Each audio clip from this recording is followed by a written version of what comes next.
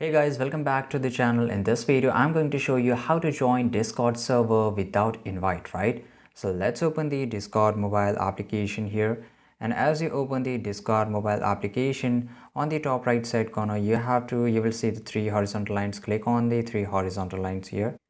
Now guys, if you scroll to the bottom here, you will see the plus icon. So just click on the plus icon. And if you want to join a server, here in the bottom, you will find option that is called join a server. And here you can just add the link, right? So basically you have to just copy the link. For example, https, then you have to enter the colon, then you have to enter the slash, then you have to enter discord, right? And after that dot gg, then again you have to enter the slash here, and you can just write over the name, right? For example, if I just write here Donald, and maybe I'm not sure, but just click on the join server, and here you can see that the link hasn't expired.